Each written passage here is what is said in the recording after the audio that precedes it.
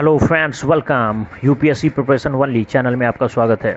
दोस्तों, अब यूपीएससी के प्रीलिम्स एग्ज़ाम को काफ़ी कम समय बचा हुआ है। इस वजह से मैं कोशिश कर रहा हूं कि जो महत्वपूर्ण क्वेश्चन है या जो ऐसा कोई कॉन्सेप्चुअल क्वेश्चन है जो कि बहुत इंपॉर्टेंट हो सकता है इस साल के प्रीलिम्स के पॉइंट ऑफ व्यू से, मैं सिर्फ उन्हीं क्वेश्चन को उठा रहा हूं। और साथ ही साथ ये भी संभव है कि आप जब मैं क्वेश्चन बोलूँगा तो आप इसका जवाब ना दे पाएँ, लेकिन घबराने की इसीलिए ज़रूरत नहीं है क्योंकि मैं जानबूझकर उसी क्वेश्चन को ले रहा हूँ और दूसरे क्वेश्चन को छोड़ रहा हूँ जो ईजी है।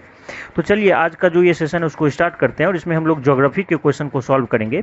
तो जो सबसे पहला क्वेश्चन है, यहाँ पर 3 स्टेटमेंट दिया हुआ है और उसमें जो पहला क्वेश्चन है वो ये है, पहला स्टेटमेंट है, राष्ट्रीय उद्यान की सीमा रेखा विधान से परिभाषित होती है। यानी कि जो राष्ट्रीय उद्यान है उसकी जो सीमा रेखा है वो विधान से परिभाषित होती है, मतलब नियम कानून के तहत उसको परिभाषित किया जाता है।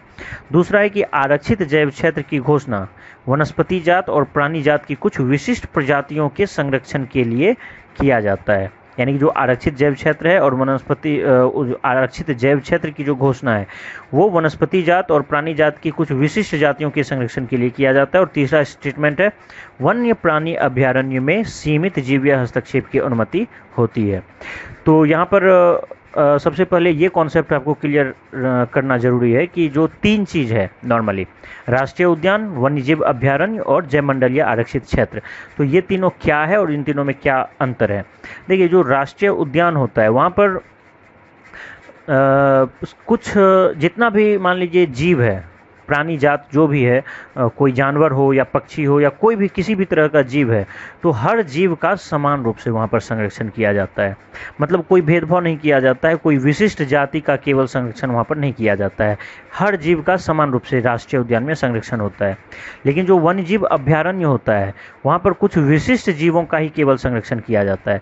मान लीजिए कोई ऐसा जीव है जो कि कोई खास क्लाइमेटिक रीजन में ही जीवित रह सकता है, किसी खास पर्यावरणीय दशाओं में ही वो जीवित रह सकता है, वो उसके लिए अनुकूल है, तो वहाँ पर उस जीव को जीवित रखने के लिए उस क्षेत्र को वन्य जीव अभयारण्य घोषित कर दिया जाएगा।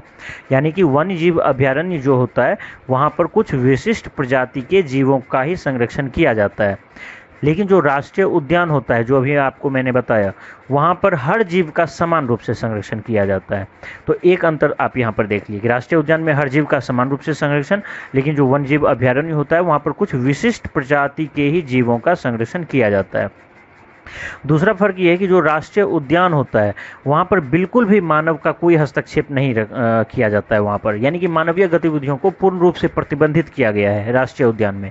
लेकिन जो वन्यजीव अभयारण्य होता है यहाँ पर कुछ अपवाद को छोड़ के मानव नॉर्मली मानव यहाँ पर बस भी नहीं सकता है, मानव का बसना प्रतिबंधित है, लेकिन थोड़ा बहुत अपवाद है। मान लीजिए कोई जनजाति है तो वो अगर वहीं पे रहा है सब दिन से तो उसको छूट दी जा सकती है, लेकिन आमतौर पर यहाँ भी बसना प्रतिबंधित है। लेकिन वन्यजीव अभयारण्य में मानव पशुचारण कर सकता है, यानी कि पशुओं को चरा सकता है, लकड़ी वगैरह इकट्ठा कर सकता है, पर्यटक वगैरह भी यहाँ पर आ सकता है पर्यटन के पर्पज से। तो आप क्या देखिए कि जो राष्ट्रीय उद्यान है वहाँ पर बिल्कुल भी मानव नहीं जाएगा, मानवीय गतिविधि को पूर्ण रूप से प्रतिबंधित कर दिया गया है। लेकिन जो वन्यजीव अभयारण्य है यहाँ पर मानव को पूरी तरह से प्रतिबंधित नहीं किया गया है, पर्यटन कर सकता है, पशुचारण कर सकता है, लकड़ी इकट्ठा कर सकता है, और हालांकि बसना प्रतिबंधित है लेकिन अपवाद कुछ को छोड़कर। इसका मतलब ये है कि मानव थोड़ा बहुत बस भी सकता है सीमित रूप में, तो यहाँ पर कुछ ढिलाई बरती गई है, यहाँ पर छूट दी जाती है। तो ये दोनों आप देखें, लेकिन इस दोनों में एक समानता ये है कि राष्ट्रीय उद्यान हो या वन्यजीव अभयारण्य हो, इन दोनों की घोषणा, मान लीजिए कोई क्षेत्र है उसको राष्ट्रीय उद्यान घोषित करना है या कोई क्षेत्र है जिसको वन्यजीव अभयारण्य घोषित करना है, तो इन दोनों की घोषणा जो है राज्य सरकार, वहाँ की जो राज्य सरकार है वो सिर्फ कोई आदेश निर्देश जारी करके घोषित कर सकता है। मतलब उसके लिए बहुत तामझाम की जरूरत नहीं है कि विधानसभा से कोई बिल पारित करना हो या ये वो, ऐसा कुछ नहीं है। लेकिन सामान्य आदेश से ही कोई निर्देश जारी करके भी उसको जो है घोषित कर सकता है। दोनों में से किसी की भी घोषणा, चाहे वो राष्ट्रीय उद्यान हो चाहे वन्यजीव अभयारण्य हो। लेकिन मान लीजिए जो इसकी सीमा है, सीमा में अगर परिवर्तन उसको करना है तो विधानमंडल से इसको स्वीकृत करवाना आवश्यक है। यानी कि जो विधानसभा है, विधान परिषद है, उसके लिए स्वीकृति जरूरी है। तो आप ये देखिए कि राष्ट्रीय उद्यान और वन्यजीव अभयारण्य अगर इसको घोषित करना हो तो सामान्य आदेश से ही किया जा सकता है राज्य सरकार के। यहाँ केंद्र सरकार की भूमिका नहीं है, राज्य सरकार की बात मैं कर रहा हूँ। तो राज्य सरकार के सामान्य आदेश से ही इसको घोषित किया जा सकता है। लेकिन यदि सीमा चेंज करना हो तो उसके लिए उस राज्य की विधानसभा की सहमति चाहिए। तो आप ये चीज़ देखें, और इसके साथ साथ आप ये भी देख लीजिए कि मान लीजिए कोई भी अभयारण्य है, उसको राष्ट्रीय उद्यान में परिवर्तित किया जा सकता है। मान लीजिए कोई वन्यजीव अभयारण्य है तो वहाँ पर तो किसी विशिष्ट जीव का ही संरक्षण किया जाएगा। तो अगर राज्य सरकार ये चाहे कि हम विशिष्ट जीव के साथ साथ बहुत अन्य जीवों का भी संरक्षण करना चाहते हैं तो वो ऐसा कर सकता है।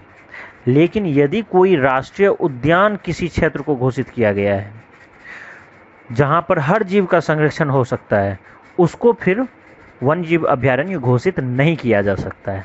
यहाँ पर ये बहुत ही इंपॉर्टेंट पॉइंट आपको ध्यान रखना है कि जो वन्यजीव अभयारण्य है उसको राष्ट्रीय उद्यान घोषित किया जा सकता है। यानी कि कोई कह सकता है कि हाँ, हम एक नहीं बल्कि हर जीव का संरक्षण करेंगे।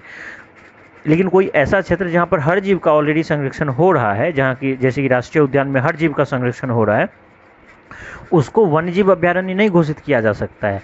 यानी कि वहाँ पर ये नहीं फिर कोई कर सकता है राज्य सरकार कि हम केवल एक जीव का संरक्षण करेंगे, तो बाकी जीव फिर कहाँ जाएगा। तो कुल मिला के ये कि राष्ट्रीय उद्यान बनाया जा सकता है, वन्यजीव अभयारण्य को राष्ट्रीय उद्यान घोषित किया जा सकता है, लेकिन राष्ट्रीय उद्यान को वन्यजीव अभयारण्य घोषित नहीं किया जा सकता है। और जो अब एक चीज़ बचा, जैव मंडल या आरक्षित क्षेत्र। तो जैव मंडल या आरक्षित क्षेत्र जो भी है उसको 3 पार्ट में बांटा जाता है, एक कोर जोन, बफर जोन और आउटर जोन। तो जो कोर है ना, वहाँ पर नॉर्मली मानव का हस्तक्षेप मान्य नहीं है, मानवीय हस्तक्षेप की इजाज़त नहीं दी जाती है।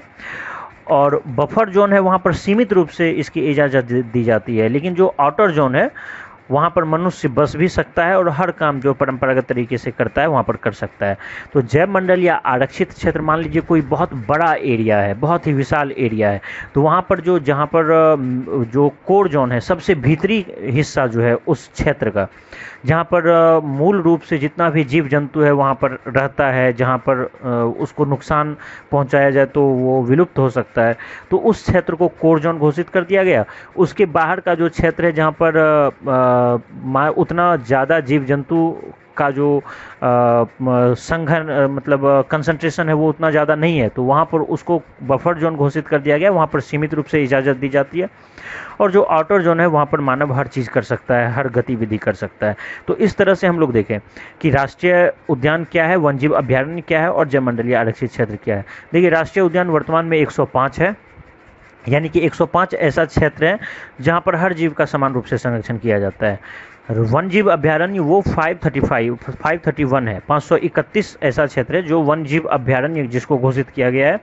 यानी कि 531 ऐसा क्षेत्र है जहाँ पर कुछ विशेष प्रजाति को ही संरक्षित किया जाता है। और जैव मंडलीय आरक्षित क्षेत्र वर्तमान में 18 है, 18 जैव मंडलीय आरक्षित क्षेत्र है इस समय। तो चलिए, तो ये सारा हो गया पहला क्वेश्चन। हालांकि बहुत ज़्यादा समय एक क्वेश्चन पे लगा, लेकिन मेरे को लगा कि इसका कॉन्सेप्ट क्लियर करना काफ़ी ज़रूरी है। चलिए अगले सवाल पर चलते हैं। यहाँ पर अगला सवाल है कि दक्षिणी गोलार्ध में पवन बाईं ओर विचलन कर जाता है, इसका क्या कारण है। यानी कि जब हम लोग दक्षिणी गोलार्ध में जाते हैं, यानी दक्षिणी गोलार्ध की बात करते हैं, तो जो भी पवन है उसका विचलन क्यों बाईं ओर हो जाता है। ऑप्शन है तापमान, चुंबकीय क्षेत्र, दाब, पृथ्वी का घूर्णन।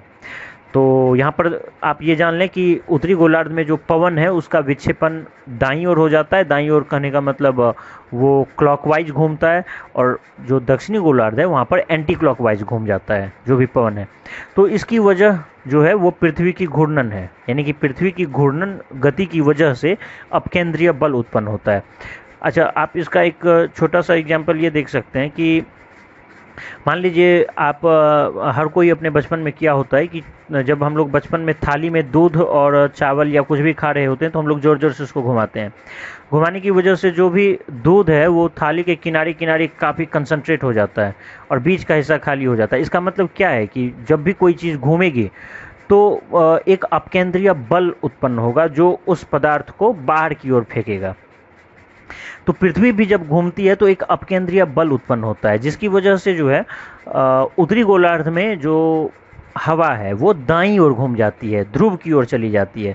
ये ध्रुव की ओर क्यों जाती है? क्योंकि आपको पता होना चाहिए कि जो बीच का हिस्सा होता है, यानी कि जैसे कि विषुवत रेखा है, विषुवत रेखा पर इसका जो घूर्णन की गति है वो बहुत तेज होगी। विषुवत रेखा चूंकि बाहरी हिस्सा है और बीच का हिस्सा है, तो वहाँ पर घूर्णन की गति बहुत तेज होती है, और जो ध्रुवीय हिस्सा है वहाँ पर इसकी गति बहुत कम होगी।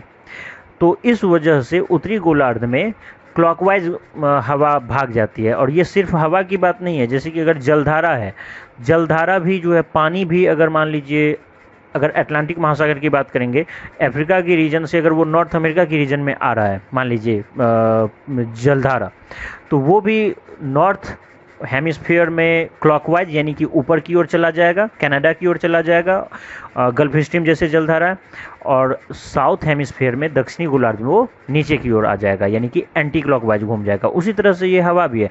तो ये सब पृथ्वी के घूर्णन की वजह से होता है। पृथ्वी के घूर्णन की वजह से जो अपकेंद्रीय बल उत्पन्न हुआ, इस वजह से ये हुआ।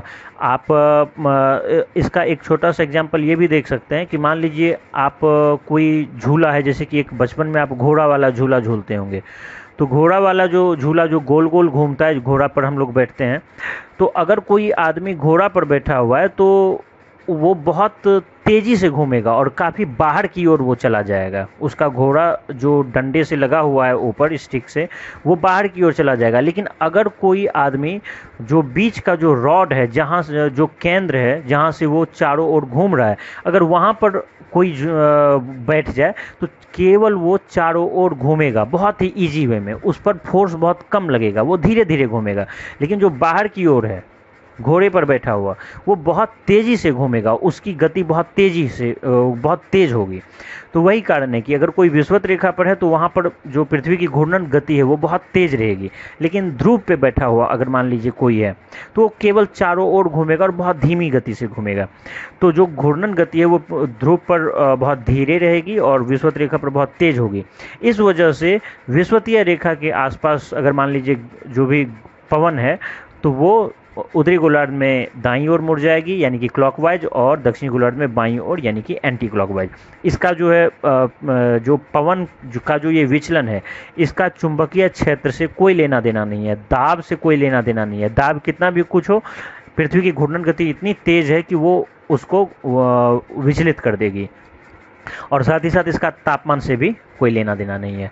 चलिए यहाँ पर अगला सवाल हम लोग करते हैं। जो अगला सवाल है वो ये है कि भारत के एक क्षेत्र की निम्नलिखित विशेषताएं हैं। यहाँ पर कुछ विशेषता आपको दी गई है, कुछ कोई भौगोलिक कंडीशन दिया गया है, आपको पकड़ना है कि ये कौन से क्षेत्र की विशेषता है। उष्ण और आर्द्र जलवायु, यानी कि ऐसा कोई क्षेत्र जहाँ की जलवायु उष्ण है और आर्द्र है।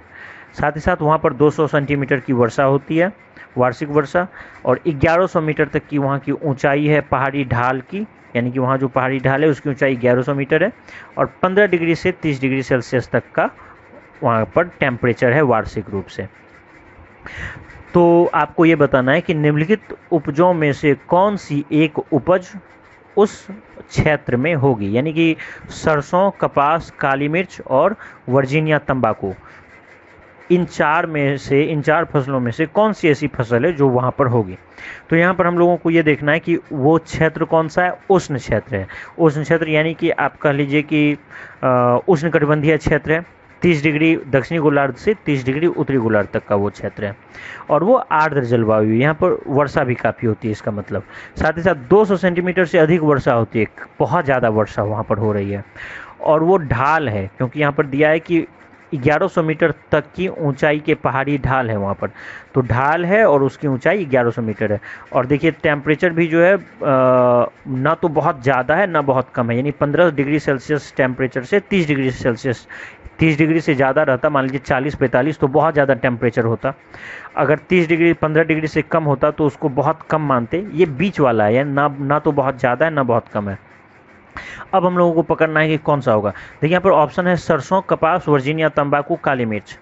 तो इसमें से एक आपको अगर छांटना हो पूरी तरह से तो कौन सा छांटिएगा सबसे पहले? सरसों, क्योंकि सरसों जो है, आप देखे होंगे कि हम लोग अपने घर पर आसपास देखे होंगे कि सरसों की खेती जो गेहूं है, गेहूं के साथ होती है, यानी कि ठंडी के महीने में सरसों की खेती होती है। तो इस वजह से सरसों नहीं हो सकता है, क्योंकि ठंडे के महीने में आप सरसों का पीला पीला फूल गेहूं के खेत में अक्सर देखते होंगे। तो सरसों नहीं होगा, क्योंकि यहाँ पर जो ठंडी का महीना है वहाँ पर तो 200 सेंटीमीटर वर्षा नहीं होती है। हालांकि 15 से 30 डिग्री सेल्सियस है, जो कि बहुत ना तो बहुत ज़्यादा टेम्परेचर ना बहुत कम टेम्परेचर है, लेकिन आपको दिमाग ये लगाना है कि 200 सेंटीमीटर वर्षा भी तो दी हुई है। और अगर हम लोग ठंडी के महीने में सरसों के फूल को खेत में देखते हैं तो वहाँ पर तो 200 सेंटीमीटर वर्षा नहीं होगी, वर्षा तो यहाँ पर केवल गर्मी महीने में होती है। तो सरसों एक ऑप्शन आपका ख़त्म हो गया। अब दूसरा ऑप्शन यहाँ पर कपास है। तो कपास के लिए क्या ज़रूरी है? जो कपास है उसके लिए आपको गर्म जलवायु चाहिए, इसके साथ साथ नम जलवायु चाहिए। तो आर्द्र चूंकि दिया हुआ है, मान लीजिए नम भी है, तो इसके साथ साथ लवणता वहाँ की मिट्टी में ज़्यादा होनी चाहिए। औसतन 24 डिग्री सेल्सियस टेम्परेचर होना चाहिए। तो ये सब मैच हो रहा है, लेकिन 60 से 100 सेंटीमीटर वर्षा ही होनी चाहिए उस क्षेत्र में यदि आप कपास की खेती कर रहे हैं, जबकि यहाँ पर 200 सेंटीमीटर से अधिक की वर्षा आपको दिखा रहा है। तो निश्चित रूप से कपास के लिए चाहिए मैक्सिमम 100 सेंटीमीटर वर्षा, और यहाँ पे 200 सेंटीमीटर से अधिक की वर्षा दिखा रहा है, तो कपास भी नहीं होगा। तीसरा आपको यहाँ पर दिया हुआ है वर्जीनिया तंबाकू। तो वर्जीनिया को अगर आप हटा भी दें तो केवल तंबाकू के लिए आपको, अगर यहाँ पर देखिएगा क्लाइमेटिक कंडीशन, तो तंबाकू के लिए शीतोष्ण कटिबंधीय क्षेत्र होना चाहिए। मान लीजिए कि यहाँ पर 15 से 30 डिग्री सेल्सियस टेम्परेचर आपको दिखा रहा है, तो सीधा सा मतलब है कि उष्ण क्षेत्र आपको पहले ही दे दिया है कि उष्ण क्षेत्र है वो, और आर्द्र जलवायु है, जबकि तंबाकू के लिए शीतोष्ण कटिबंध चाहिए। हालांकि इसके साथ साथ उपोष्ण कटिबंध में भी तंबाकू होता है, लेकिन शीतोष्ण चाहिए। लेकिन तंबाकू के लिए भी 50 से 100 सेंटीमीटर ही वर्षा चाहिए, जबकि यहाँ पर 200 सेंटीमीटर से अधिक आपको वर्षा दिया हुआ है, तो तंबाकू यहीं पर कट गया। इसके अलावा तंबाकू के लिए और भी आप जान लें कि 15 से 35 डिग्री सेल्सियस इसका टेम्परेचर होना चाहिए, और जो रीजन है वो क्षेत्र बहुत ज़्यादा शुष्क भी ना हो, क्योंकि शुष्क जितना ज़्यादा अगर होगा तो इसकी जो पत्तियां होती है, तंबाकू की पत्तियां, वो टूट कर बिखर जाती है। तो आप ये देखें कि सरसों इसलिए नहीं हो सकता है क्योंकि सरसों के लिए वर्षा बहुत ज़्यादा नहीं चाहिए, यहाँ पर वर्षा 200 सेंटीमीटर से अधिक वर्षा दे दिया है। कपास भी नहीं होगा क्योंकि कपास के लिए मैक्सिमम 100 सेंटीमीटर वर्षा चाहिए, और यहाँ पर 200 सेंटीमीटर वर्षा दे दिया है। और वर्जीनिया तंबाकू जो ऑप्शन दिया हुआ है ये भी नहीं होगा, क्योंकि यहाँ पर भी 100 सेंटीमीटर वर्षा ही होना चाहिए, और साथ साथ उष्ण कटिबंध नहीं होना चाहिए, या तो उपोष्ण होगा या शीतोष्ण होगा, जबकि क्वेश्चन में आपको उष्ण कटिबंध दे दिया है। तो तंबाकू भी नहीं होगा। तो इस तरह से जो ऑप्शन होगा वो है काली मिर्च जो बचा हुआ है। तो काली मिर्च के लिए उष्ण जलवायु होना चाहिए, जो काली मिर्च की खेती है तो वो उष्णकटिबंधीय जलवायु में होती है, और आर्द्र जलवायु हो, और साथ ही साथ 200 सेंटीमीटर से अधिक वर्षा हो, 1100 मीटर तक की ऊंचाई वाला ढाल हो, ताप जो है टेम्परेचर 15 डिग्री से 30 डिग्री सेल्सियस तक का टेम्परेचर हो, और ये सारा कंडीशन जो है केरल में मिल जाता है। इस वजह से केरल जो है वो काली मिर्च के लिए सबसे अनुकूल जगह है। तो अब आपके दिमाग में आ रहा होगा कि बाकी जो फसल है उसके लिए हम कैसे क्लाइमेटिक रीजन को प्राप्त करें, क्लाइमेटिक कंडीशन क्या हो। तो जो बाद वाला और सब जो बचा हुआ है आप उसको आराम से भी कर सकते हैं अपने स्तर पर। आप खाली टाइम में नेट से खोज के आप उसको लिख लें या किसी बुक से देख लें। लेकिन फिलहाल जो आपको मिला 4 चीज़, सरसों, कपास, काली मिर्च और तंबाकू, कम से कम इन 4 चीज़ों का जो कंडीशन मैं आपको बताया उसको फिर से आप रिकैप करके एक बार सुन लें, जिससे कि कम से कम 4 आपका कंप्लीट हो जाएगा। फिर आगे आने वाले क्वेश्चंस में फिर कोई नया आएगा तो इससे आप क्वेश्चन के मार्फत से ही इन चीज़ों को कवर करते चलें, और ये इंतज़ार ना करें कि किताब जब पढ़ेंगे तब इन सारी चीज़ों को फिर से देखेंगे। तो फिर ना तो आप कभी सही से किताब पढ़ पाएंगे, क्योंकि किताब में बहुत सारी चीज़ें हैं, आप स्पेशल इस पर ध्यान नहीं दे पाएंगे, और ना फिर कभी आपका तैयार हो पाएगा। इस वजह से जो आते जा रहा है उसको इंस्टेंट आप तैयार करते चलें और आगे बढ़ते चलें, क्योंकि हर चीज़ आ जाएगा। क्वेश्चन अगर वो इम्पोर्टेंट है तो पीसीएस का कोई क्वेश्चन हो या यूपीएससी का क्वेश्चन हो या किसी भी तरह का क्वेश्चन हो, वो आता ही जाएगा और मैं रेगुलर आपको इससे संबंधित चीज़ों को डालता रहूँगा। प्रीलिम्स हो भी जाएगा तो फिर अगले साल प्रीलिम्स आएगा। मैं ये कंटिन्यूअसली आपके लिए जो मॉक टेस्ट है ये रेगुलर अपलोड होगा। इसके लिए ये ज़रूरी नहीं है कि अब इसके बाद अगले साल 8 महीने बाद ही मैं सीधा अपलोड करूंगा, ऐसा नहीं है। बीच बीच में मैं अपलोड करता रहूँगा और हर क्वेश्चन उसमें आता जाएगा, बैकग्राउंड के साथ मैं बताता जाऊंगा, जिससे कि आपको जो है हर चीज़ कवर हो जाएगा, क्वेश्चन से ही हर चीज़ कवर हो जाएगा। प्रीलिम्स के लिए बुक की बहुत ज़्यादा आवश्यकता नहीं है। प्रीलिम्स के लिए आप क्वेश्चन पेपर केवल सॉल्व करते चलते हैं तो आपका कोई भी प्रीलिम्स निकल जाएगा, चाहे आप पीसीएस दे रहे हो या यूपीएससी दे रहे हो। लेकिन मेंस के लिए आपको मेनली बुक की आवश्यकता होगी या कॉन्सेप्ट की आवश्यकता होगी जहाँ पर, तो इस वजह से आप इसको साथ ही साथ कवर करते चलें। तो उम्मीद करता हूँ कि जो सरसों है आप इसके विषय में जान गए, कपास के विषय में जान गए कि जो टेम्परेचर होना चाहिए वो 24 डिग्री सेल्सियस टेम्परेचर होना चाहिए, मैक्सिमम 60 से 100 सेंटीमीटर वर्षा होनी चाहिए, मिट्टी में लवणता ज़्यादा हो तो बहुत अच्छा है, और गर्म होना चाहिए रीजन, साथ ही साथ आर्द्र भी हो और गर्मी लंबी होनी चाहिए। उसी तरह से तंबाकू के विषय में आप जान लीजिए कि उपोष्ण कटिबंध में ही हो सकता है या शीतोष्ण कटिबंध में हो सकता है, क्योंकि बहुत ज़्यादा अगर टेम्परेचर हो जाएगा तो फिर पत्ती टूट के बिखर सकती है। 50 से 100 सेंटीमीटर वर्षा, यानी वर्षा बहुत ज़्यादा नहीं होनी चाहिए, 15 से 35 डिग्री सेल्सियस टेम्परेचर हो और बहुत ज़्यादा शुष्क रीजन ना हो। और काली मिर्च का आप जान ही गए कि 200 सेंटीमीटर से अधिक वर्षा होनी चाहिए, 1100 मीटर तक की ऊंचाई होनी चाहिए ढाल की, और ढाल होना चाहिए क्योंकि पानी अगर जड़ में जम गया तो वो पौधे को खराब कर देगा, इस वजह से ढालू भूमि तो होनी ही चाहिए, और 15 से 30 डिग्री सेल्सियस का यहाँ पर टेम्परेचर होना चाहिए। चलिए यहाँ पर अगला सवाल है कि भारत के खनिज संसाधन के संदर्भ में निम्नलिखित युग्मों पर विचार कीजिए। यहाँ पर दिया हुआ है कि तांबा, निकेल, टंगस्टन, यहाँ पर 3 चीज़ आपको दिया हुआ है, 3 खनिज, और आगे दिया हुआ है कि कौन सा ऐसा रीजन है जहाँ पर 90% से अधिक प्राकृतिक स्रोत है वो क्षेत्र। जैसे कि तांबा 90% से अधिक किस रीजन में पाया जाता है, किस राज्य में, झारखंड, क्या ये पाया जाता है? यहाँ पर आपको चेक करना है कि क्या तांबा 90% से अधिक उसका प्राकृतिक स्रोत झारखंड है। तो बिल्कुल ये है, क्योंकि तांबा जो है वो 90% से अधिक झारखंड में पाया जाता है। यहाँ पर निकेल है, क्या निकेल 90% से अधिक निकेल का प्राकृतिक स्रोत उड़ीसा है? तो हाँ, ये भी सही है, निकेल का 90% से अधिक प्राकृतिक स्रोत उड़ीसा है। और टंगस्टन, क्या टंगस्टन 90% से ज़्यादा केरल राज्य में पाया जाता है? तो नहीं, ये गलत है, क्योंकि टंगस्टन जो है वो राजस्थान के डिगाना क्षेत्र में केवल पाया जाता है भारत में।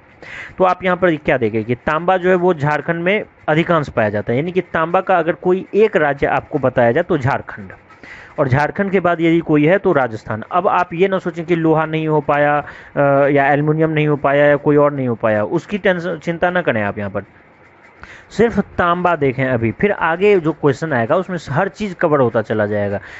और फिर मैं आपको रिकैप भी कर दूंगा अगर वहाँ पर ज़रूरत मुझे महसूस हुई तो।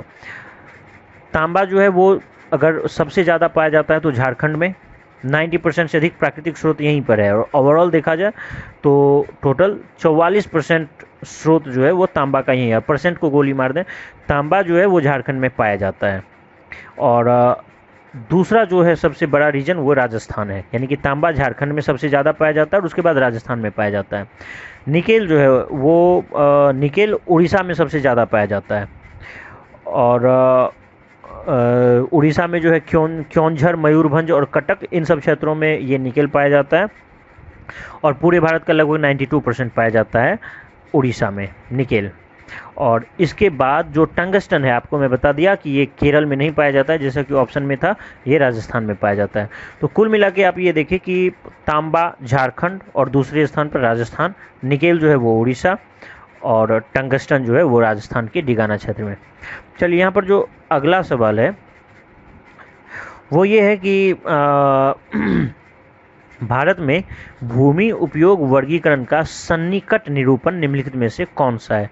तो मैं ज़्यादा उलझूंगा नहीं, इसमें सीधा सीधा बता देता हूँ। देखिए, भारत में जो नेट बुआई क्षेत्र है वो 47% है, यानी 47% क्षेत्र ऐसा है जो नेट बुआई जहाँ पर की जाती है फसल उपजाने के लिए, और वन जो है वो 23% है, 23% वन है, और अन्य क्षेत्र जो है वो 30% है। तो कुल मिला के आप ये देखिए कि जहाँ पर पौधा फसल उगाया जाता है वो 47% है, 47%। वन जो है वो 23% है। यहाँ पर ऑप्शन जो चारों दिया था इसी में से उल्टा पुल्टा कर दिया था, जैसे कि वन 33% दे दिया था, नेट बुआई क्षेत्र 25% और अन्य क्षेत्र 42%। तो ये गलत है। जो मैं आपको सीधा सीधा इसका आंसर ही बता दिया, भारत में 47% क्षेत्र पर जो है फसल उपजाया जाता है, नेट बुआई क्षेत्र है ये। और जो वन क्षेत्र है वो 23% है। 33% वन क्षेत्र होना चाहिए किसी भी देश में, किसी भी क्षेत्र में। एक आदर्श वन जो वन का जो रीजन होना चाहिए वो 33% ही होना चाहिए, 33%। लेकिन भारत में ये वर्तमान में 23% है लगभग। और अन्य क्षेत्र में बहुत सारा बंजर वगैरह जो भूमि सब है वो सारा चीज़ मिला के 30% है, 30%। चलिए जो अगला क्वेश्चन है यहाँ पर, भीतरकनिका उड़ीसा ये किसके लिए जाना जाता है? उसी तरह से जो मरुस्थल राष्ट्रीय उद्यान राजस्थान है ये किसके लिए जाना जाता है? और एराविकुलम जो केरल में, हालांकि यहाँ पर ऑप्शन ही गलत दे दिया है, एराविकुलम जो असम में है वो किसके लिए जाना जाता है? तो ये जो भीतरकनिका उड़ीसा है वो लवणीय जल में जो मगरमच्छ पाया जाता है उसके लिए जाना जाता है, यानी कि लवण जल मगर के लिए पाया जाता है। यानी कि जल में जो मगरमच्छ रहता है लवणीय, चूँकि उड़ीसा है तो वहाँ पर लवणीय जल है, समुद्र में जो मगरमच्छ पाया जाता है उसके लिए भीतरकनिका फेमस है।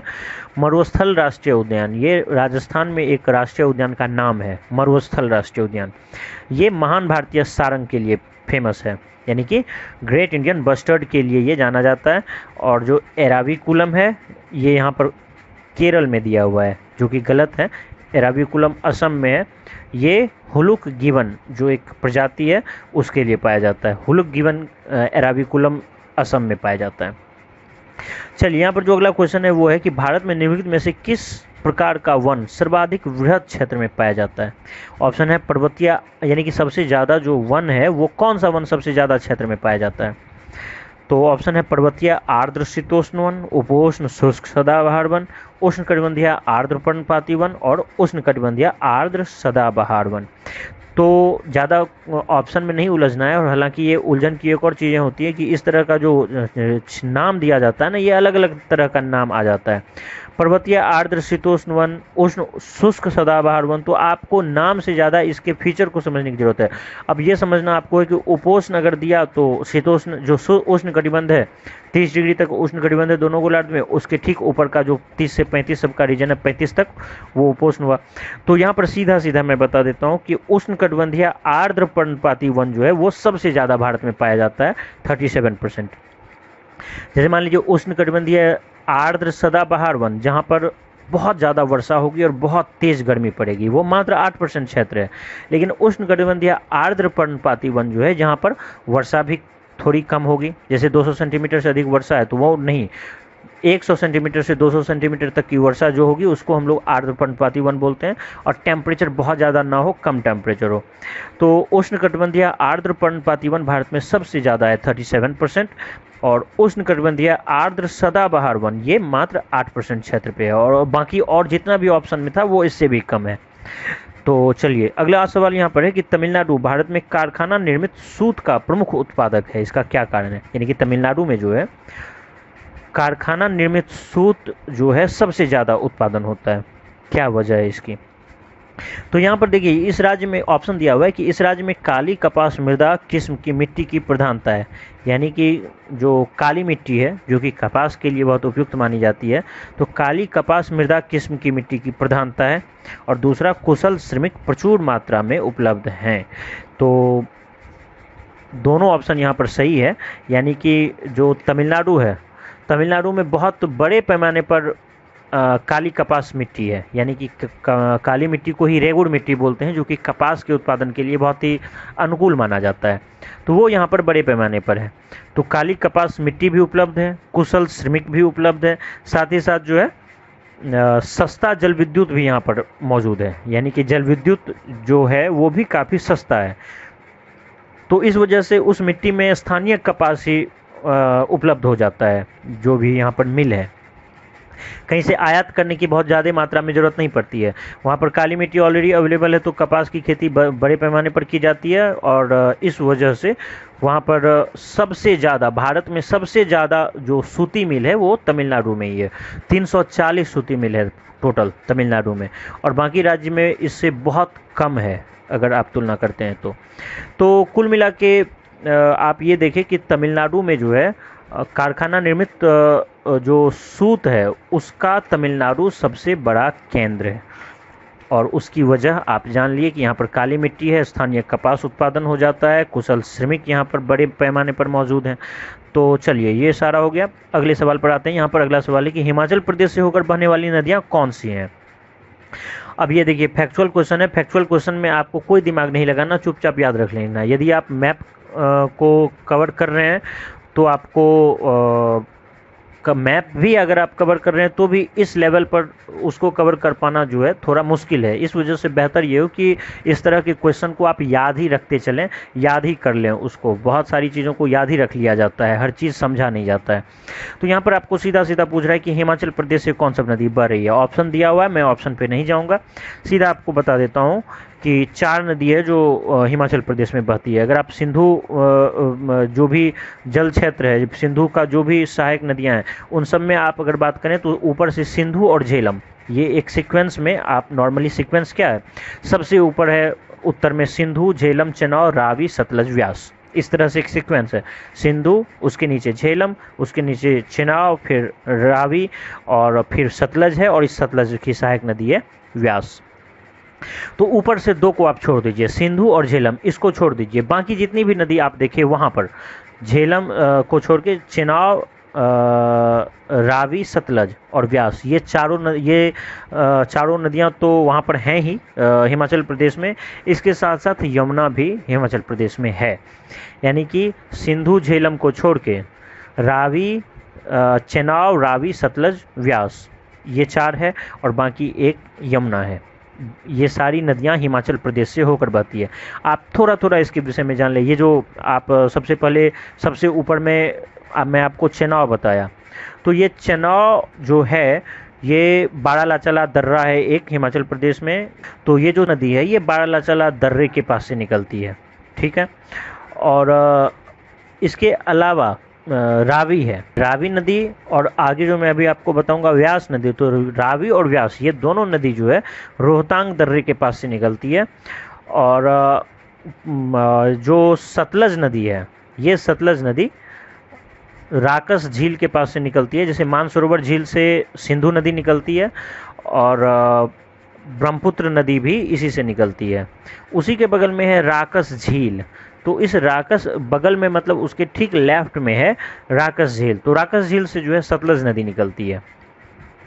तो ये जो सतलज नदी है यही इसी पर जो है भाखड़ा नांगल परियोजना बनाया गया है। भाखड़ा एक जगह है, उस भाखड़ा जगह पर भाखड़ा बांध बनाया गया जिसको भाखड़ा नांगल परियोजना के नाम से जाना जाता है। और इसी के पास जो एक कृत्रिम सागर बना, भाखड़ा नांगल परियोजना जहाँ पर बनाया गया, तो वहाँ पर जो कृत्रिम बांध बनाया गया तो उससे जो सागर बना, उसी सागर को हम लोग गोविंद सागर बोलते हैं। और यमुना नदी है तो ये तो पता है आपको कि यमुनोत्री के पास से निकलती है। तो कुल मिला के आप ये देखिए कि सिंधु झेलम ये 2 को छोड़ के चेनाब, रावी, सतलज, व्यास और यमुना, ये सारी नदियां हिमाचल प्रदेश से होकर बहती है। जो चेनाब नदी है ये बारालाचाला दर्रे के पास से निकलती है, और इसी को जो है हिमाचल प्रदेश में चंद्रभागा नदी बोलते हैं। 2 नदी है, चंद्र और भागा, ये दोनों नदी जहाँ पर मिलती है उसके बाद इसको चंद्रभागा नदी बोलते हैं। और जब ये हिमाचल प्रदेश में प्रवेश करती है तो इसको हम लोग चेनाब के नाम से जानते हैं। तो चेनाब नदी बारालाचाला दर्रे के पास से निकलती है, और रावी नदी और व्यास नदी ये रोहतांग दर्रे के पास से निकलती है। सतलज नदी जो है ये राकस झील के पास से इसकी उत्पत्ति होती है, और जो यमुना है ये यमुनोत्री के पास से ये निकलता है। तो यहाँ पर ये देख लें कि जितनी भी नदियाँ हैं, जैसे सिंधु को छोड़कर झेलम, चेनाब, रावी, सतलज, व्यास, ये व्यास तो सतलज नदी में मिल जाती है, और झेलम, चेनाब, मान लीजिए सिंधु नदी है, इसकी एक सहायक नदी है अगर देखा जाए तो वो है चेनाब। और इन चेनाब में सारी नदियां मिलती है। चेनाब में ही आपको जो भी झेलम है, रावी है, सतलज है, ये सारी नदियाँ जो है चेनाब नदी में आकर मिलती है। और सतलज की सहायक नदी तो व्यास है ही। मतलब ये कि जो भी नदियां हैं वो सारी सिंधु नदी में डायरेक्ट नहीं मिलती है। सिंधु नदी में केवल एक नदी मिलती है डायरेक्ट, और वो है चेनाब। सिंधु में चेनाब सीधा मिलती है, और बाकी जितनी भी नदियां हैं वो सब चेनाब की सहायक नदी हैं डायरेक्टली। यानी कि झेलम, रावी और सतलज, ये तीनों जो है चेनाब में जाके मिलती है, और चेनाब ही केवल सिंधु नदी में जाके मिलती है, और व्यास जो है वो सतलज नदी में जाके मिलती है। तो इसके अलावा एक और चीज़ आप यहाँ पर ध्यान रख लें कि जो सतलज नदी है, इस सतलज नदी में आकर व्यास मिलती है। तो व्यास जहाँ पर मिलती है वहाँ पर जो बांध बनाया गया है उसको बोलते हैं हरिके बांध। हरिके बांध यहीं आकर जहाँ पर व्यास नदी मिलती है सतलज से, वहाँ पर हरिके बांध बनाया गया है, और इसी हरिके बांध से इंदिरा गांधी नहर निकाला गया है राजस्थान की ओर। तो इंदिरा गांधी नहर जो है इसी हरिके बांध से निकाला गया है, जहाँ पर व्यास और सतलज नदी मिलती है। तो उम्मीद करता हूँ ये आपको समझ में आ गया होगा। चलिए, यहाँ पर जो अगला सवाल है वो है कि भारत के कुछ भागों में यात्रा करते हुए आप देखेंगे कि कहीं कहीं लाल मिट्टी पाई जाती है। मिट्टी के इस रंग का प्रमुख कारण क्या है? तो देखिए, यहाँ पर ऑप्शन दिया हुआ है कि मैग्नीशियम का बाहुल्य, संचित ह्यूमस, फेरिक ऑक्साइड की विद्यमानता और फॉस्फेटों का बाहुल्य। तो सिंपल सी बात है कि भारत जो भी मिट्टी है वो लाल अगर दिख रही है आपको, तो वो लोहे की किसी ऑक्साइड की ही वजह से आपको दिख रही है। तो आप देखिए कि लोहा को फेरस बोलते हैं, तो यहाँ पर फेरस से मिलता जुलता कौन सा ऑप्शन है? मैग्नीशियम का बाहुल्य, बिल्कुल गलत। संचित ह्यूमस, बिल्कुल गलत। फॉस्फेटों का बाहुल्य, बिल्कुल गलत। फेरिक ऑक्साइड की विद्यमानता, यानी कि फेरिक ऑक्साइड जो है इसकी ही वजह से लाल मिट्टी पाई जाती है कहीं भी। चलिए, तो आप ये हो गया आपको। आप इसके साथ साथ ये जान लें कि जो लाल मिट्टी होती है उसमें नाइट्रोजन, फास्फोरस और ह्यूमस की कमी होती है। आप ये ना समझें कि ह्यूमस की इसमें अधिकता होती है। नाइट्रोजन, फास्फोरस और ह्यूमस की कमी होती है इस मिट्टी में। और जो झारखंड का छोटा नागपुर पठार है वहाँ पर मुख्य रूप से ये मिट्टी बहुत बड़े पैमाने पर पाई जाती है। इसके अलावा पश्चिम बंगाल का जो पठारी क्षेत्र है, तमिलनाडु, कर्नाटक और दक्षिण पूर्वी महाराष्ट्र, इन सारे क्षेत्रों में भी लाल मिट्टी पाई जाती है। और लाल मिट्टी में चूंकि मैं आपको बताया कि ह्यूमस का अभाव है, इस वजह से यहाँ पर जो बहुत जो नॉर्मल फसल है जैसे कि चावल, धान, इन सब की खेती नहीं हो पाती है। जो दलहन, तिलहन और मोटा अनाज है उसी की खेती हो पाती है। मोटे अनाज, दलहन, तिलहन, इन सब की खेती यहाँ पर होती है। और तमिलनाडु और कर्नाटक में जो पाया जाता है जो भी लाल मिट्टी, हाल के टाइम में अब वहाँ पर रबर और कहवा का भी उत्पादन होने लगा है पिछले कई वर्षों से। तो इस तरह से आप देखिए कि फेरिक ऑक्साइड की मौजूदगी की वजह से जो है लाल मिट्टी का जो रंग है वो लाल होता है। चलिए, यहाँ पर जो अगला सवाल है वो ये है कि भारत के सेल समूहों में से गोंडवाना सेलों को सबसे महत्वपूर्ण मानने के लिए निम्नलिखित में से कौन सा तर्क उपयुक्त है? तो आपको गोंडवाना के विषय में पता होगा कि गोंडवाना सेल समूह जो है उसमें सबसे ज़्यादा, हालांकि ऑप्शन मैं नहीं पढ़ूंगा, यहाँ पर ऑप्शन दिया हुआ है कि इसमें 90% से ज़्यादा चूना पत्थर पाया जाता है, इसमें 90% से ज़्यादा कोयला पाया जाता है, इसमें 90% से ज़्यादा काली कपास मिट्टी पाई जाती है, या इसमें 90 सारा गलत है। तो यहाँ पर बिल्कुल दूसरा ऑप्शन जो है वो सही था, 90% से ज़्यादा कोयला का भंडार है। आपको यहाँ पर ध्यान रखना है कि भारत में जितना भी कोयला का उत्पादन होता है वो सारा मैक्सिमम 95% से ज़्यादा वो गोंडवाना सेल समूह से उत्पादन होता है। अब ये गोंडवाना क्या, देखिए नॉर्मली आर्कियन जो भी समय का जो बंटवारा किया गया है, तो सबसे पहले आर्कियन काल में जो चट्टान बना उसको हम लोग बोले आर्कियन सेल समूह।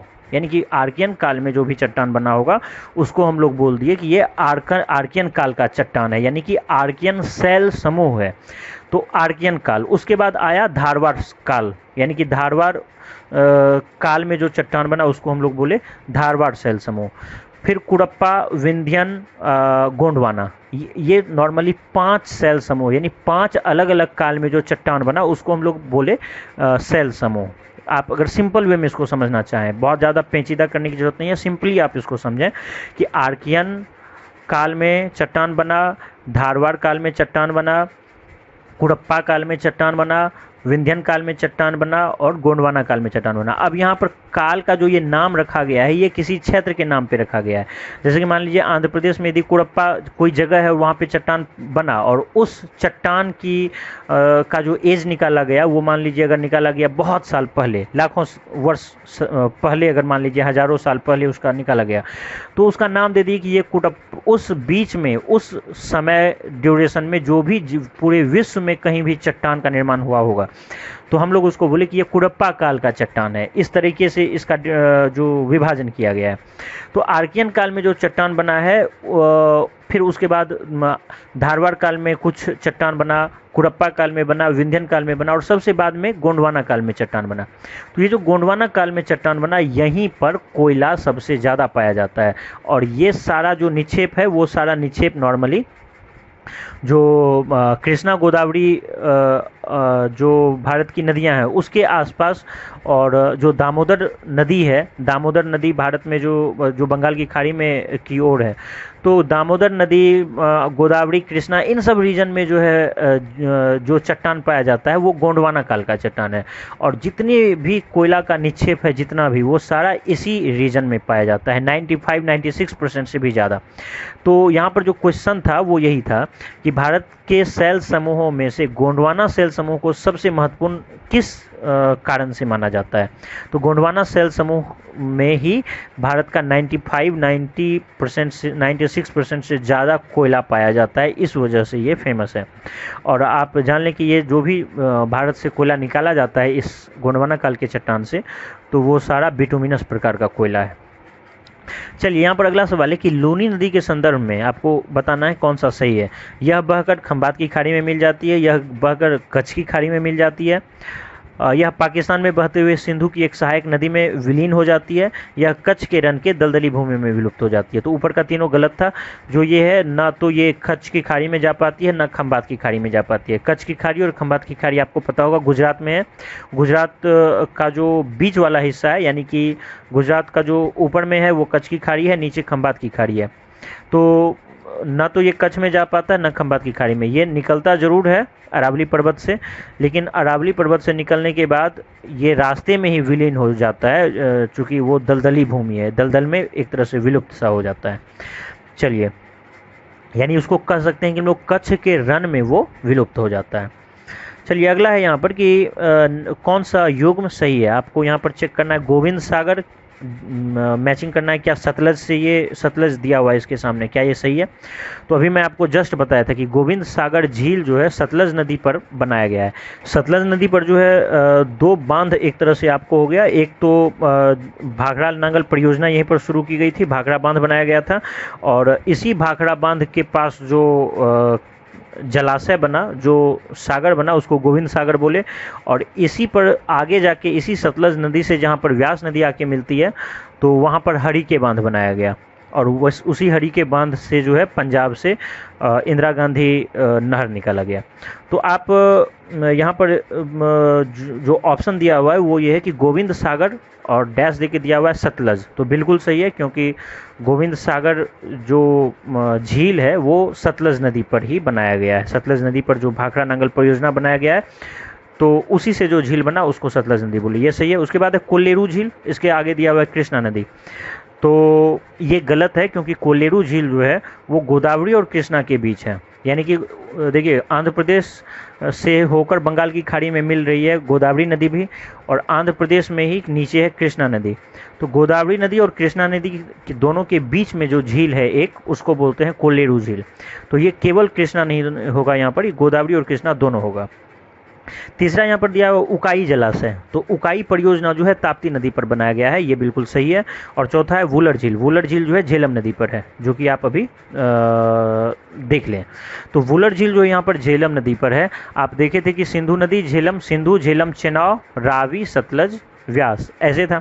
तो सबसे ऊपर जो था वो सिंधु नदी था, उसके बाद झेलम नदी, तो दूसरा जो है झेलम नदी, इसी पर वुलर झील अवस्थित है। यानी कि वुलर झील जो है वो झेलम नदी वुलर झील से होते हुए ही गुजरती है। तो ये सारा हो गया।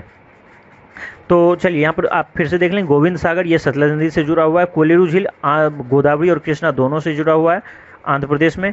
उकाई परियोजना ये तापी नदी पर है, ताप्ती नदी पर, और वुलर झील ये झेलम नदी से जुड़ा हुआ है, सिंधु पहला न छोड़ के दूसरा।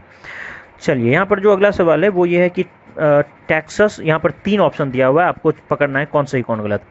टेक्सास वृक्ष हिमालय में प्राकृतिक रूप से पाया जाता है। टेक्सास वृक्ष रेड डाटा बुक में सूचीबद्ध है। तीसरा, टेक्सास वृक्ष से टैक्सोल नामक औषध प्राप्त की जाती है जो पार्किंसन रोग के विरुद्ध प्रभावी है। तो देखिए ये टेक्सास वृक्ष जो है ना बहुत ही इंपॉर्टेंट वृक्ष है और ये रेड डाटा बुक सूची में भी लिखा हुआ है। आपको पता है कि रेड डाटा जो बुक है वो जो भी विलुप्त प्राय प्रजाति है, विलुप्त होने के कगार पर जो है, उसको इस रेड डाटा बुक में डाला जाता है। इसके विषय में मैं डिटेल में आपको बताया था, जो एक करेंट का मैं जो फर्स्ट पार्ट लाया था तो उसमें मैं इसकी डिटेल में चर्चा किया हूँ। आप उसको अगर सुन लें, अगर आपको डिटेल में जानकारी चाहिए कि रेड डाटा बुक क्या है और कितना टाइप होता है इसका। यहाँ पर आप देख लें कि टेक्सास वृक्ष जो है, ये टेक्सास वृक्ष हिमालय में प्राकृतिक रूप से पाया जाता है और ये कैंसर रोग के लिए बहुत महत्वपूर्ण होता है। यानी कैंसर रोग के लिए जो दवा बनाई जाती है उसमें इसका यूज होता है। इस टेक्सास वृक्ष में जो मॉलिक्यूल्स होता है उस मॉलिक्यूल्स का उपयोग जो है कैंसर रोग के इलाज के लिए किया जाता है। तो चूंकि ये रेड डाटा बुक में है इसलिए आप कह सकते हैं कि इस पर खतरा भी है और ये महत्वपूर्ण इसीलिए हो जाता है क्योंकि इसका जो टेक्सास से जो हम प्राप्त करते हैं कैंसर रोग के इलाज के लिए, जो इससे हम पदार्थ निकालते हैं, उस पदार्थ को कृत्रिम रूप से नहीं बनाया जा सकता है क्योंकि इसका मॉलिक्यूल्स बहुत ही ज़्यादा कह सकते हैं आपकी कॉम्प्लेक्स होता है। तो इस कॉम्प्लेक्सिटी की वजह से जो है इसको बनाया नहीं जा सकता है। तो हम लोग डायरेक्टली इस पेड़ पर ही निर्भर रहते हैं। कैंसर रोग के इलाज के लिए जो दवा बनाई जाती है उस दवा के लिए हमको कोई और विधि है ही नहीं जो उस पदार्थ को बनाया जा सके। इस वजह से हम लोगों को इस पेड़ पे ही निर्भर रहना पड़ता है, जिसकी वजह से इस पेड़ का महत्व बहुत ज़्यादा बढ़ गया है। तो कुल मिला के हम लोग ये देखें कि ये जो टेक्सास वृक्ष है हिमालय में प्राकृतिक रूप से पाया जाता है, ये कथन सही है। टेक्सास वृक्ष रेड डाटा बुक सूची में सूचीबद्ध है, ये भी सही है। और यहाँ पर जो दिया हुआ है टेक्सास वृक्ष से टैक्सोल नामक औषधि प्राप्त की जाती है, ये बात तो सही है। लेकिन पार्किंसन रोग के विरुद्ध ये प्रभावी है, ये गलत है, ये कैंसर रोग के विरुद्ध प्रभावी है। चलिए यहाँ पर जो अगला सवाल है वो ये है कि यदि हिमालय पर्वत श्रेणियाँ नहीं होती तो भारत पर सर्वाधिक संभाव्य भौगोलिक प्रभाव क्या होता। मान लीजिए हिमालय पर्वत श्रेणी यदि नहीं होता तो क्या हो सकता था। ऑप्शन यहाँ पे है कि देश के अधिकांश भाग में साइबेरिया से आने वाले शीत लहरों का अनुभव होता। दूसरा, सिंधु गंगा मैदान इतनी सुविस्तृत जलोढ़ मृदा से वंचित होता। और तीसरा, मानसून का प्रतिरूप वर्तमान प्रतिरूप से भिन्न होता। ये तीनों कथन बिल्कुल सही है। क्यों? क्योंकि मान लीजिए अगर हिमालय नहीं होता, हिमालय की ऊंचाई बहुत ज़्यादा है, यदि हिमालय नहीं होता तो साइबेरिया जो कि रूस में पड़ता है वहाँ से बहुत तेज़ ठंडी हवा चलती है हिमालय की ओर। अगर ये ना होता तो भारत में हमेशा शीतलहर मौजूद रहता, यहाँ पर हमेशा जो है ठंडा का माहौल ही रहता, और ठंडा ही नहीं बल्कि बहुत ज़्यादा ठंडा, हाथ कपा देने वाली ठंडी रहती।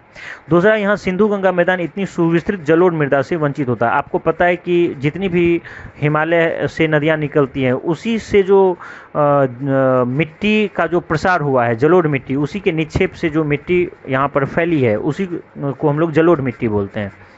तो अगर हिमालय ही ना होता तो नदियाँ भी नहीं होती, और नदी यदि नहीं होता तो जलोढ़ मिट्टी का कोई प्रश्न ही नहीं था। जैसे कि खेती से हम लोग वंचित रह सकते थे। भारत आज कृषि प्रधान देश है और यहाँ पर इतने तरह तरह के फसल उपजाए जाते हैं और हम लोग आज फसल के मामले में आत्मनिर्भर हैं, तो वो नहीं हो पाता, फिर यहाँ पर फसल नहीं उपज पाता। और मानसून का प्रतिरूप जो है वो भी बदल जाता है, क्योंकि जो हिमालय जो हिंद महासागर से या बंगाल की खाड़ी से जो भी हवा चलती है भारत की ओर गर्मी के महीने में, जो मानसूनी हवा आती है, तो वो इसी सिंटैक्सियल मोड है अरुणाचल प्रदेश के पास। यानी कि हिमालय जो जम्मू कश्मीर और हिमाचल प्रदेश, उत्तराखंड, इन सब से रीजन से हिमालय जो है अरुणाचल प्रदेश पे टर्न लेते हुए नीचे अरुणाचल प्रदेश, नागालैंड, मणिपुर, मिजोरम, त्रिपुरा वगैरह की ओर आई है। तो वहाँ पर जो मोड़ है, इस मोड़ की वजह से जो है जो भी वाष्पीकृत हवा है वो भारत में प्रवेश कर जाता है, और जिसकी वजह से भारत के बंगाल की खाड़ी की ओर से जो हवा चलती है उससे वहाँ पर भारी वर्षा होती है।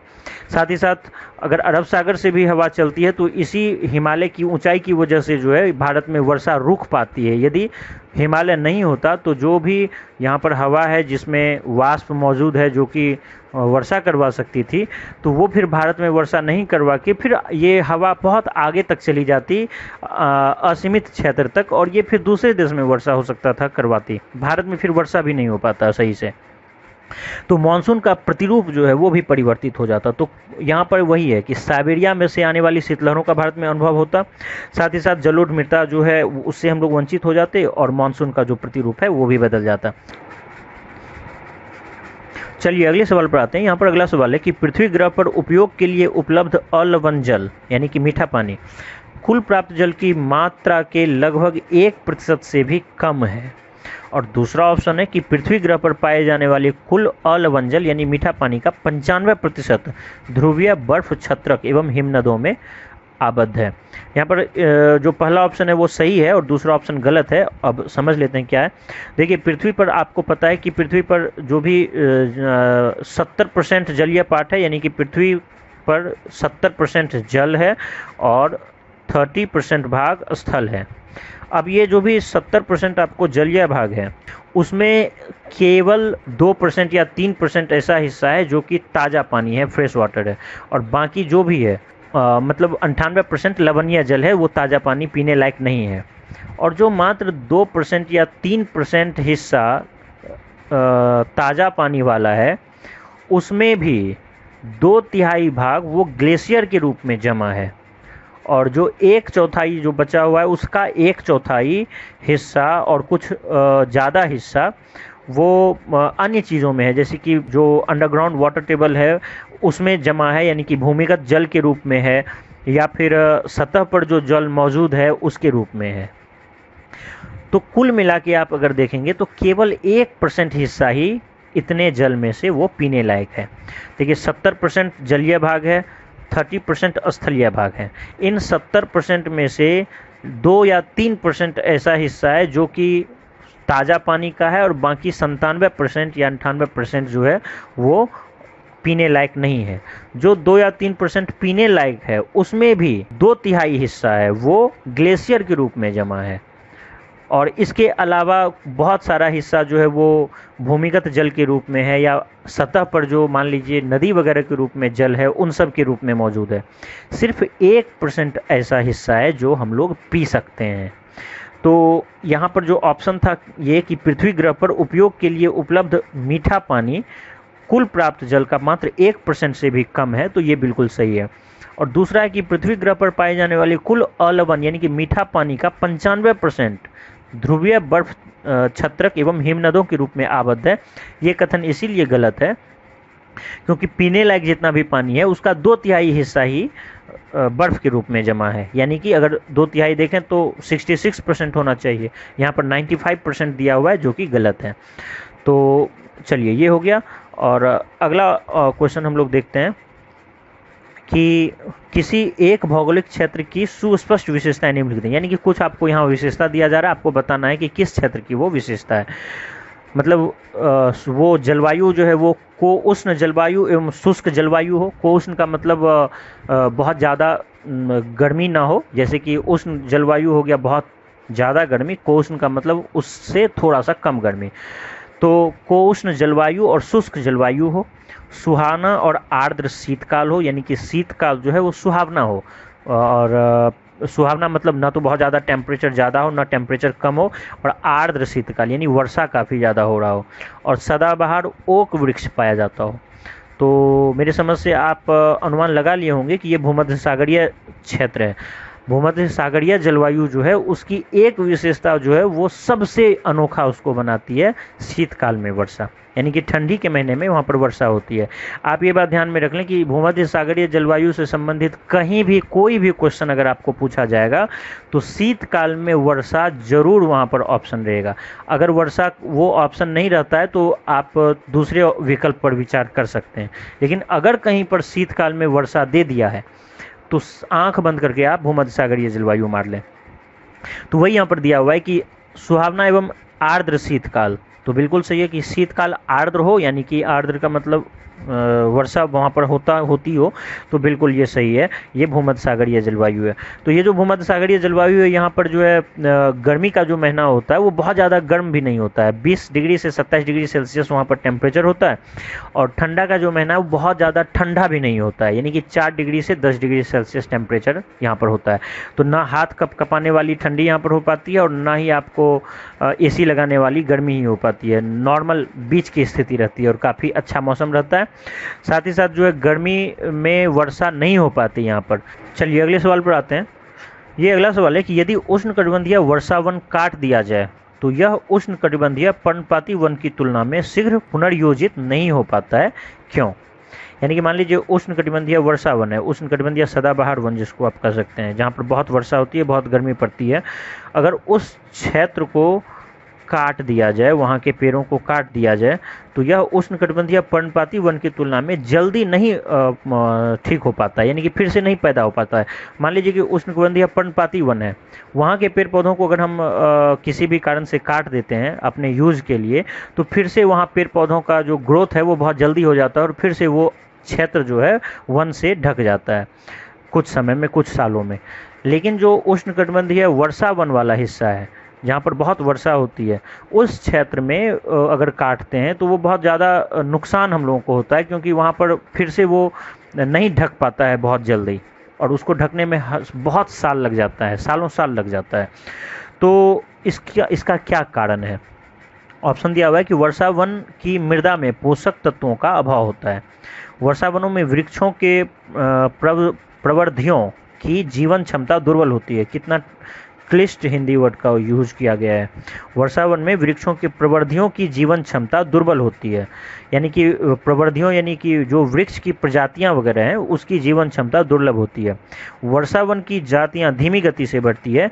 विदेशज जातियां वर्षा वन की उर्वर मृदा पर अतिक्रमण कर जाती है। ये सारा ऑप्शन गलत है, पहला ऑप्शन सही है। देखिए यहाँ पर जो सिंपल सी बात है कि जो भी मान लीजिए क्षेत्र है जहाँ पर बहुत ज़्यादा वर्षा होगी, तो वर्षा की वजह से वहाँ की मिट्टियों की पोषक क्षमता बहुत कम हो जाएगी। दो वजह से, एक तो जो पोषक तत्व ऊपरी परत में है वो पोषक तत्व बह के कहीं और चला जाएगा, यानी कि उसका जो है एक तरह से वो वर्षा की पानी के साथ अपक्षयित हो जाएगा, अपरदित हो जाएगा और उसका पोषक तत्व कहीं और चला जाएगा। तो वहाँ की मिट्टियों में पोषक तत्व की कमी होती है। साथ ही साथ वहाँ जो है चूँकि जलवायु बहुत ज़्यादा गर्म होता है और आर्द्र होता है, इस वजह से जो पानी जो धरती के अंदर चला जाता है, तो पानी के भी साथ बहुत सारा पोषक तत्व है जो कि मिट्टी के अंदर चला जाता है, जहाँ जो पेड़ पौधा है वो उसकी पहुंच से भी अंदर, जिस वजह से वहाँ के मिट्टियों में पोषक तत्व की कमी हो जाती है। तो सिंपल सी बात है कि जो भी वर्षा वन है, उष्णकटिबंधीय वर्षा वन, जहाँ पर टेम्परेचर भी बहुत ज़्यादा होगा और वर्षा भी बहुत ज़्यादा होगी, तो वहाँ पोषक तत्व की कमी होती है वहाँ की मिट्टियों में। और जहाँ पर वर्षा थोड़ी कम होगी तो वहाँ पर इस तरह का अपक्षयन अपर्दन नहीं होगा, तो पोषक तत्व अधिक रहेगा, तो शीघ्र ही वहाँ एक बार पेड़ पौधा कट जाने के बाद भी फिर से दोबारा पेड़ पौधा छा जाएगा। चलिए यहाँ पर अगला क्वेश्चन है कि प्रकृति एवं प्राकृतिक संसाधन अंतर्राष्ट्रीय संरक्षण संघ यानी IUCN द्वारा प्रकाशित रेड डाटा बुक्स में निम्नलिखित सूचियाँ सम्मिलित की जाती है। यानी कि रेड डाटा बुक IUCN के द्वारा जो रेड डाटा बुक प्रकाशित किया जाता है तो उसमें किसको सम्मिलित किया जाता है? ऑप्शन है जीव विविधता के प्रखर स्थलों यानी कि हॉट स्पॉट्स में विद्यमान स्थानिक पौधों और पशु जातियों की सूची, संकटग्रस्त पौधों और पशु जातियों की सूची, विभिन्न देशों में प्रकृति और प्राकृतिक संसाधन संरक्षण हेतु संरक्षित स्थलों की सूची। तो रेड डाटा बुक से आप अवगत हैं ही, अभी फिर से मैं चर्चा किया भी था। इसमें और किसी चीज़ को शामिल नहीं किया जाता है सिवाय संकटग्रस्त प्रजातियों के, यानी संकटग्रस्त पौधों और पशु जातियों को ही केवल इसमें रेड डाटा बुक में जगह दी जाती है और किसी चीज़ को नहीं। और आज का जो है आखिरी सवाल है ये कि क्षुद्र ग्रह तथा धूमकेतु के बीच क्या अंतर है? तो क्षुद्र ग्रह और धूमकेतु से संबंधित एक मैं वीडियो डाला था, इसका जो लिंक है वो डिस्क्रिप्शन में मैं दे दूंगा, आप इसको ज़रूर सुन लें। इससे आपको क्षुद्र ग्रह और जो धूमकेतु है इसके बीच जो अंतर है, इसके अलावा और भी आपको कुछ जानकारी मिल जाएगी। ये मैं बनाया ही था इस उद्देश्य से कि जो कन्फ्यूजन रहता है अक्सर वो दूर हो जाए, तो उसको आप ज़रूर देख लें। बाकी यहाँ पर मैं ऑप्शन देख के पढ़ दे रहा हूँ आपको कि क्षुद्र ग्रह और धूमकेतु के बीच क्या अंतर है। ऑप्शन है आपका क्षुद्र ग्रह लघु चट्टानी ग्रहिकाएं यानी कि प्लैनेटॉइड हैं, जबकि धूमकेतु हिमशीतित गैसों से निर्मित होते हैं जिन्हें चट्टानी और धातु पदार्थ आपस में बांधे रखते हैं। क्षुद्र ग्रह अधिकांशतः बृहस्पति और मंगल के परिक्रमा पथों के बीच पाए जाते हैं, जबकि धूमकेतु अधिकांशतः शुक्र और बुध के बीच पाए जाते हैं।